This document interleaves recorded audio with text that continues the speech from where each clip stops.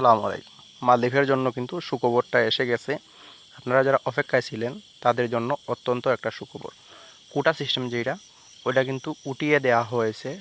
এরই মধ্যে কিন্তু লোক যেতে পারবেন মালদ্বীপে। আগে যেই সিস্টেমটা ছিল 1 লক্ষ কোটা যে কোনো দেশের জন্য নির্ধারিত, যে কোনো দেশের জন্য, এখানে যেমন ধরুন বাংলাদেশের 1 লক্ষ লোকের উপরে যেতে পারবে না, ও দেশে গিয়ে কাজ করতে পারবে না। তো আগে যে বিষয়টা খুলেছিল এটা কিন্তু 3 মাস চালু ছিল। 3 মাসের মধ্যেই কিন্তু এই যে কোটাটা ছিল 1 লক্ষ কোটা, এটা কিন্তু ফুলফিল হয়ে গিয়েছিল। এর জন্য কিন্তু নতুন করে আর লোক যেতে পারে নাই। অনেকেই আছেন এখানে, পাসপোর্ট জমা দিয়েছেন, টাকা দিয়েছেন, আমার জানাশোনা অনেকেই আছেন, তারা কিন্তু আর যেতে পারেন নাই।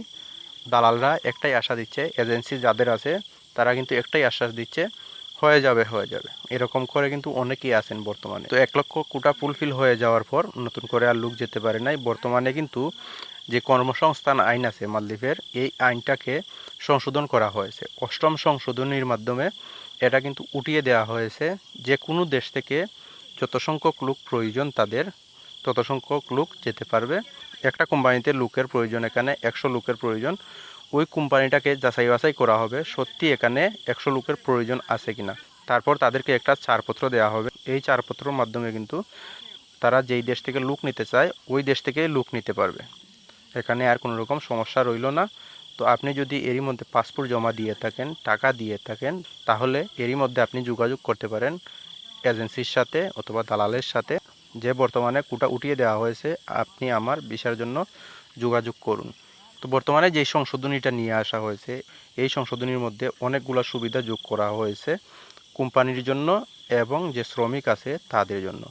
বেতনসহ অন্যান্য যে সমস্যাগুলো আগে থাকতো এগুলো আর থাকবে না, বা যেই কোম্পানিগুলোতে এই সমস্যাগুলো ছিল তাদেরকে ছাড়পত্র দেওয়া হবে না যে কোনো দেশ থেকে লোক নেওয়ার জন্য। তারা এগুলো ফুলফিল করার পরই এই যে ছাড়পত্র এটা দেওয়া হবে। আরও একটা সুবিধা এখানে অ্যাড হয়েছে, যাচাই বাছাই করে লোক নেওয়া হবে।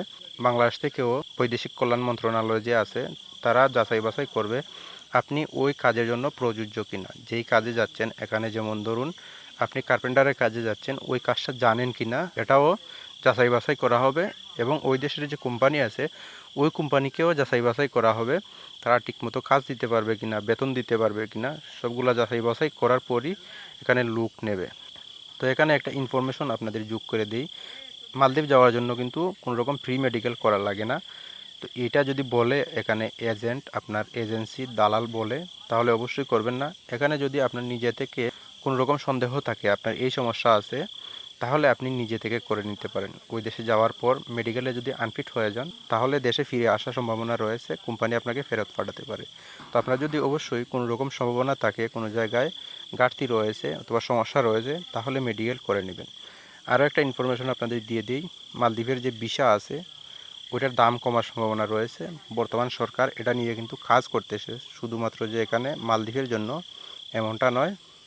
আপনারা জানেন মালয়েশিয়ার ক্ষেত্রে এই দালালিটা হয়েছে, সরকারের কিছু লোক 4-5 জন লোক মিলে 5.5 লক্ষ থেকে 6 লক্ষ টাকা পর্যন্ত নিয়ে নিছে। তো সব দেশের জন্যই কাজ করা হচ্ছে, বিশেষ করে মালদ্বীপের ভিসা যেহেতু খুলতেছে, ওই দেশের সরকারও চাচ্ছে ভিসা নিয়ে যাতে এত দালালি না হয়, এজন্য দাম কমার সম্ভাবনা রয়েছে। বাংলাদেশের পক্ষ থেকে এখানে কাজ করা হচ্ছে, মালদ্বীপের পক্ষ থেকেও এই দাবিটা রাখা হয়েছে।